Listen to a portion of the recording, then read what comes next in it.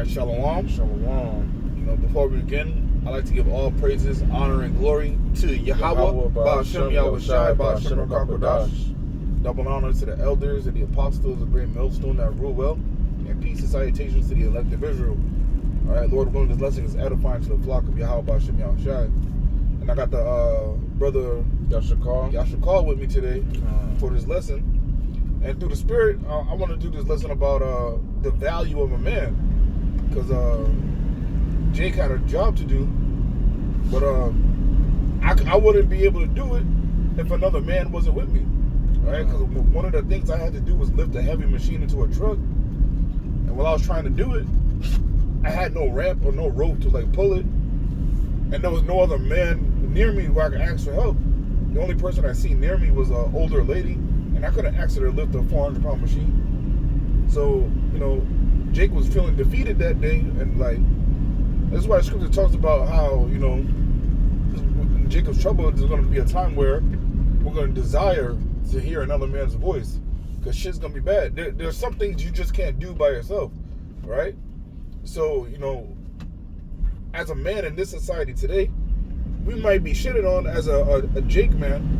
We might be shitting on, but there's going to come a time where we're going to be the most valuable things on the planet, man. That's right, man, because especially, you know, Lord willing, we be those men. If the Lord is dealing with you, you know, not only are you a man, but, you know, you're a man of the Lord, so you separate even greater, you know, so man plays a purpose, you know, because he symbolizes strength, you know, protection, you know, provision, you know, but, you know, everything is driven forth even more so when the Lord is dealing, man. Yeah, that increases your value tenfold. Right. Being a man is valuable enough. But when you're a man of the Lord, it makes you invaluable, where there's no price on you. Right? Because what does the scripture say? Can you get Isaiah 13 and 12? The book of Isaiah chapter 13 verse 12, and it reads, I will make a man more precious than fine gold, even a man than the golden wedge of Ophir. Right, a man more precious than fine gold, man. Invaluable, man. Invaluable meaning there's really no price you can put on a man. That's right. Especially when all hell's breaking loose, right? Imagine a woman in Jacob's trouble without a man by her side to guide her, to protect her, to provide for her, right? She takes that for granted now because of the system that we're in now. It makes the woman possible to be independent. Sure. But really, a woman is not really independent. If her car breaks down, she takes it to a man mechanic. Sure. She's in trouble, she calls police, which is more likely to be a man. She needs something fixed around the house, more than likely it's going to be a man contractor, man. That's right. And, you know, the brother mentioned pretty much value, and pretty much what makes gold so valuable is the fact that it's limited. And the times you're coming into, you know, men of the Lord, you know, and men that are, you know, on business, you know, with testosterone in their body and wits, keen understanding, they're going to be very limited. So their value is going to go increase, man. And then you're not going to have money, which is going to put us on a measuring scale. Esau Edom can't compare himself with his millions to us just because we ain't got no bread. At this time, faith is going to be the currency, you know. And if they ain't got the Lord, their $1 million is it really don't mean nothing. The scripture talks about a richest prophet not in the day of wrath, man. That's right. So that all that money you have, it's not going to profit you. Even if you have enough money to build a bunker overseas, that shit don't profit you, man. That's right. Because the day of wrath, everybody's going to get judged, man. That's right. Hey, this is a cliche scripture, you know, and the people in the world love it, but it's a powerful scripture, and these scriptures are for us, man. These scriptures aren't for these heathens or 2/3, man. Philippians chapter 4 verse 13, I can do all things through Mashiach Yahushua who strengthens me, man. And this is where we get that strength, this is where we get the confidence, and this is where we get the value and the worth. We don't put the tag on ourselves, man. The Lord, you know, increases us, man. Lord willing, we'll be increased, and we'll be worth something to him, to be kept, you know. That's another reason why we're going to be kept, man, because, you know, we're precious. You know, the Lord calls us his precious stones. Yep. He that touches you touches the apple of his eye, man. That's right. We're beyond value, man. Sure. Lord willing, we're part of that number, man. Baba Kashar, can you get Isaiah 32?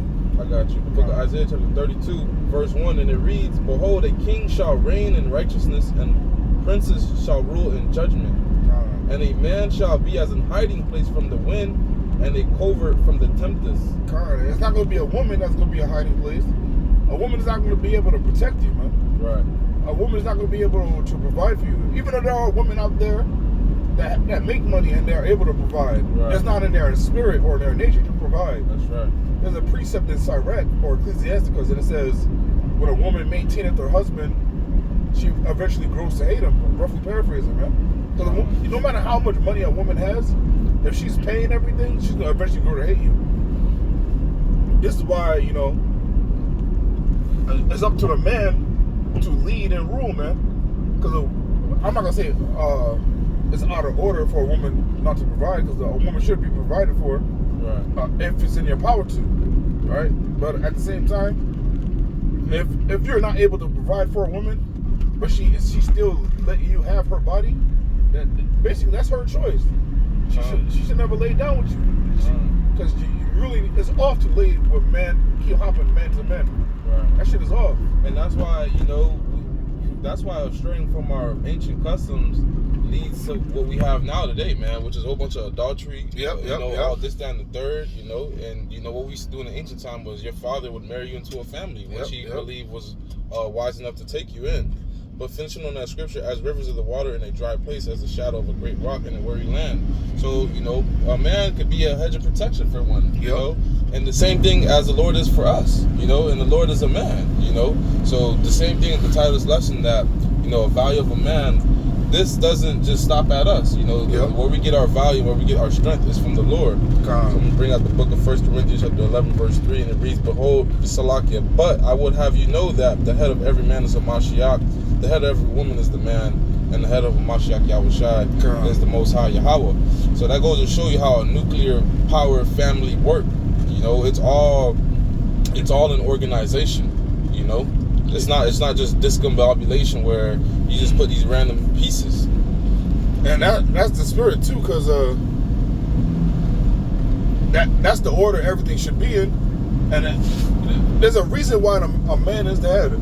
If you were in a burning building on the 10th floor and the fire department came and 2 women came up there to rescue you, you might as well say, hey, it's over with. We're all going to die. That's right. You need a man for everything, man. That's right, yeah.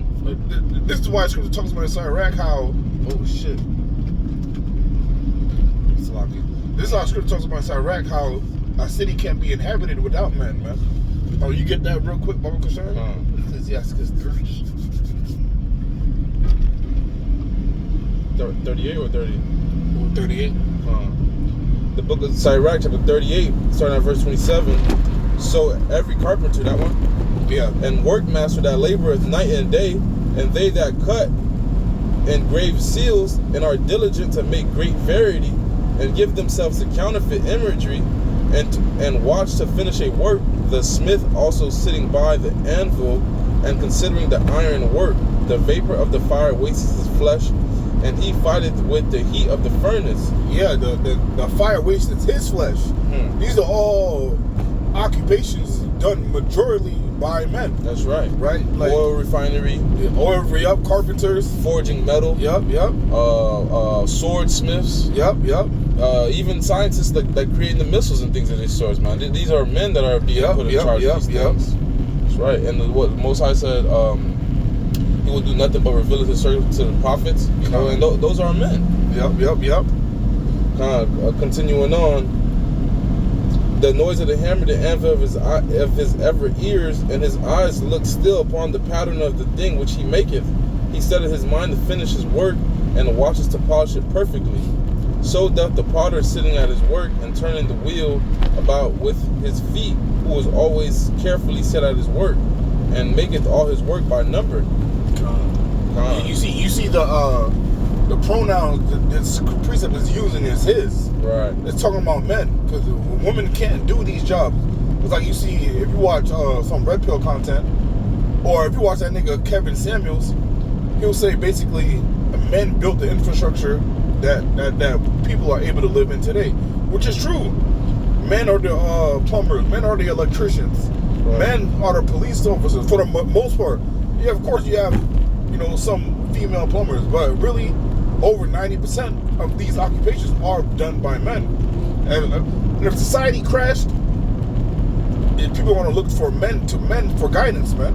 Nobody's gonna look to the woman. This is why the value of a man is so great, and how much more in Jacob's trouble, where men are going to be scarce. Because Scripture talks about how in the day of Jacob's trouble, how you're going to have men crying like pregnant women in labor, man. That's right. And so it's showing you if the man's going to be in the bad case, everybody else going to be fucked. Yep. Because men go to wars, hey, it's showing you society goes off men, and this is not to bash on, women of the Lord or women at all. This is just to pretty much expound on the value of a man. Because these are times we're coming into, man. How much more than a man of the Lord. That's right. Because if you have in Jacob's trouble men crying like women, just like in that movie, Leave the World Behind. At the end of the movie, the nigga straight up said when he was trying to find medicine for his son, he was like, yo, without GPS on my smartphone, I'm a useless man. And he understood, like, he's not a man. Right. He had to beg a total stranger to find help for his son, man. That's right. All right, you continue on that. Continuing on that, it reads, bear with me, Abu Shah. Verse 30, he fashioneth the clay with his arm and boweth down his strength before his feet. He applieth himself to lead it over, and he is diligent to make clean the furnace. All these trust to their hands, and everyone is wise in his work. Without these cannot a city be inhabited, and they shall not dwell where they will, nor go up and down. Without these people, these men performing these occupations, performing these jobs, a city can't be inhabited. So without men like this, there is no city, man. Right. It's all chaos, man. Right. But this is the time that we're coming into, because men like this are going to go away. The only reason you have men willing to build the infrastructure is because they're getting paid. Right. Now, if you take away a society where the economy crashes, right, ain't gonna be no electricians, no people working on the roads to fix potholes. That's right. All that shit gonna be out the window, man. That's right, man. The brother, right. In these developing countries, it's not accessible for you to just go on Google and find anyone that has any sort of skill. There's very few limited skills on wherever that place could be, man. Yeah, that's true too. I'll finish off on that scripture. The book of Sirach, chapter 38, verse 33. They shall not be sought for in public council, nor sitting high in the congregation. They shall not sit in the judge's seat, nor understand the sentence of judgment. They cannot declare justice and judgment. And they shall not be found where parables are spoken, but they will maintain the state of the world and all their desire in the work of their craft. They maintain the state of the world. But, in a way, they're disrespected because nobody's coming to them for advice, for guidance. Hey, just do your job and shut up. That's really what it is, man. Right. But without them, there is no city, man. And Scripture said the state of the world. I have this quote real quick. It says, hard times create strong men create good times create weak men, and weak men create hard times, man. Hey, so, when you got weak men, that's polluting the state of the world, man. You got soy boys running around. Yep. Look at the state of the world right now. It's very weak. At least in Babylon the Great, man, men are lacking a lot of testosterone. It's very common for you to see, men very weak, man. So in these times we're coming into, you can tell that it's thinning out. And the more they thin out, the more we increase in value. Yeah, so the book of Jeremiah says how the mighty men of Babylon became as women, man. That's why Jake said something on point. He called them soy boys. A lot of the majority of men that we see in the world are pumped up with estrogen, man. So they're emotional. That's right. Because we see a lot of the flamboyant happy boys, that wear it proudly. But man, even half the men you run across, they might be behind closed doors, or they just weak in the mind because they don't have the Lord, essentially, man. And the Lord has programmed man with a chemical in his brain, which Esau Edom, he calls it fight or flight senses. And to pretty much where you get it. If you know, it don't have to be explained. If you're in a scenario and you and your boy crossing the street, y'all see cars coming, y'all don't need to tell each other to stop. Y'all should be on the same, mind game, fight or flight. Pretty much taking action, taking initiative whenever necessary. But there is low key a third response, right? Besides fight or flight, and that's freeze. A lot of people will run into trouble, run into a scary situation, and their body will just basically paralyze. They call that shell shock. Yup. I seen that paying attention with this Ukrainian and Russia war, man. There's a dude I seen, his face was just laid out in the dirt because he had so much, you know, but his partner came by, he told him, you know, Ukraine, so he got up and he felt more motivated, but he got defeated. He thought he was pretty much done. The whole time his team is right behind him, fighting and shooting. They trying to figure out what the hell is wrong with this guy. Ain't no bullets hit you or nothing, but, you know, you done froze. You know, Satan done took a hold of you or whatever. Man, that low-key, I ain't gonna say I was shell-shocked, but I was fucking defeated the other day where I could have lifted that machine in there. Right. I could have lifted the machine in the truck. There was no men around where I could ask for help. Man, I was stuck, man. I was just sitting in the back of the truck like, damn. Like, because usually my mindset is, if there's a problem, that means there's a solution. But everything I tried, I couldn't resolve this problem by lifting the machine up and putting it into the truck. So I was stuck. But then through the Spirit, you know, brother Yawanathan called me. He called me for a question that he didn't really need me for, because I didn't answer it. So he called me about a question, but, you know, through the Spirit, if he would have played with it for 10 more seconds, he would never have needed to call me. So through the Spirit, he called me, and I told him my situation, and he was like, yo, call the brother y'all should call. And the reason I didn't call the brother y'all should call at first, because I thought Jake had a job, or Jake was busy at the plantation. So through the Spirit, that was really the Lord answering or solving my problem. Because what happened, a man of the Lord called me, and I had a man of the Lord come and help me lift the machine in the truck. And this is why a man, especially a man of the Lord, is so damn valuable, man. Because a man of the Lord, hey, you know, he'll put the Lord first. You know, he's not looking at just the man himself. You know, he's not looking at the face value or the dollar value. You know, he's thinking about the Lord. You know, so when you treat a brother like the Lord, you're gonna make way. You know, because we make way for everything else that we care for. You know, so through the Spirit and the power of Yahweh Shem Yahushua, you know, the Lord is gonna put us in places, you know, where we're able to serve His men, or vice versa, where you get served. You know.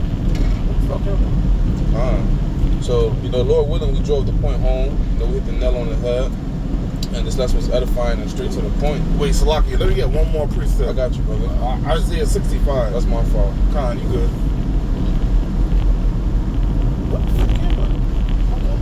Oh my God, I'm going the wrong way. Salaki. That's through the Spirit, though. Isaiah 65, verse 24, and it reads, and it shall come to pass that before they call, I will answer, and while they are yet speaking, I will hear. Khan, and through the Spirit, you know, even though this is a future prophecy, but through the Spirit, this is what happened to me. Because I didn't get a chance to say, Baba Kashai Yahweh Shivra Shai, help me, you know, lift this machine. It's basically the Lord answered my prayer before I even had to ask Him. That's right. So, before I had a chance to ask the Lord, you know, the Lord sent a man of the Lord to call me, and the Lord sent another man of the Lord to help me, man. Wow. So before I called, He answered, man. That's right. And the water y'all about Shem Yahushua, man. That's right. But that's it on that. So I brought this out. This lesson was edifying and straight to the point. And before we head out, we want to give our honor and glory and praise to Yahweh, Shem Yahushua, Shem Rakakodash. That belongs to the apostle of Great Millstone. Shalom to Yakim in the faith, doing the work of true sincerity. Lord willing, the Lord bless you guys' household. Shalom. Shalom. Click the stop.